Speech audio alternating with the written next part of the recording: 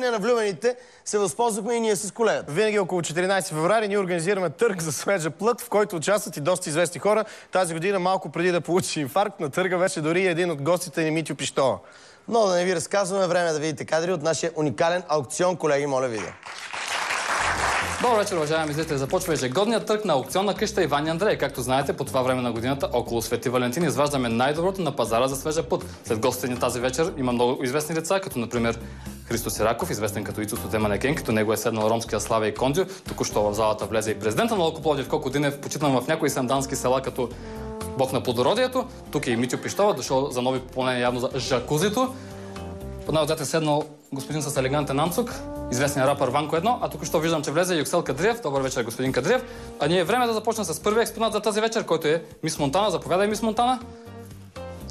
Мис Монтана печели титлата през 2001 година, когато е само на 12 години. Началната цена е 60 лева на час. Преди да сте казали, колко много парички, ви напомням, че това е Мис областен град. Надаването започва Коко Динев с 70 лева. Точно така, 70 лева първи път. Кондио, чух, че казва 80. 80 лева първи път. Кондио, 80 лева втори път. Някой да даде повече за това великолепно създание. Господин с елегантния анцук, само Ванко Едно дава колко? 90 лева. 90 лева първи път, 90 лева втори път. Напомням ви, че само преди 3 години на това място стоя Мис Пазарджик, която продадохме за 120 лева, които тя изби само за 2 дни на околовръстното. 90 лева втори път. Господина с елегантния анцук.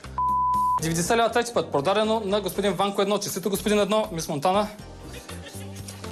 Следващия ни експонат е 16-годишно момиче, което наричаме Биба тортата. Както виждате, тя поразително прилича на Биянка от шоуто на Иван и Андрей. Началната цена е 200 лева на час. Виждам, че тази цена се стори висока на Христо Сираков. Той става и си тръгва. За съжаление, не може да си позволи 200 лева. Жалко за всички селски пръчи, които се лягат с него всяка вечер.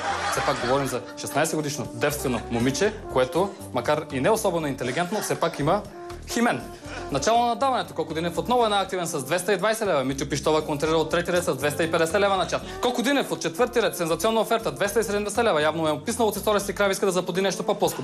Биба, покажи на камерата, че нямаш абсолютно никакви гърди.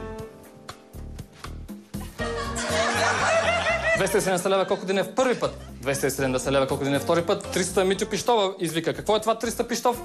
300 кебабчета. 300 кебабчета и ловджийска наденица. Коко Динев мигновено контрира с 350 кебабчета и левия защитник на Локо Пловдив Юнес Бенжелюн. Каква сензационна оферта? Митю Пищова получава инфаркт, като чува това. Започва да хъкри. Пяна му избива на устата. Каква е последната оферта, господин Пищов?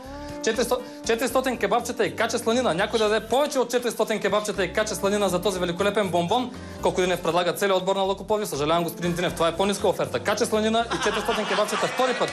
Кача сланина и 400 кебабчета трети път.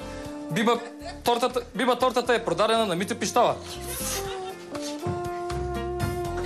Дами и господа, имам удоволствието да ви представя перлата в короната на тази вечершния ни търг. Христо Кабаджов, на 26 години, бивши гаден на Азис.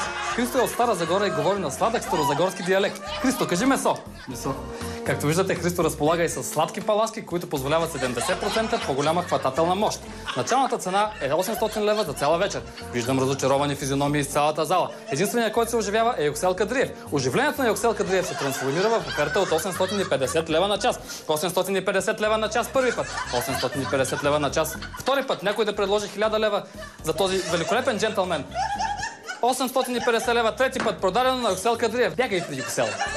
Това беше всичко от тази годишния търг на аукционна къща Иван и Андрей. Успех и до скоро!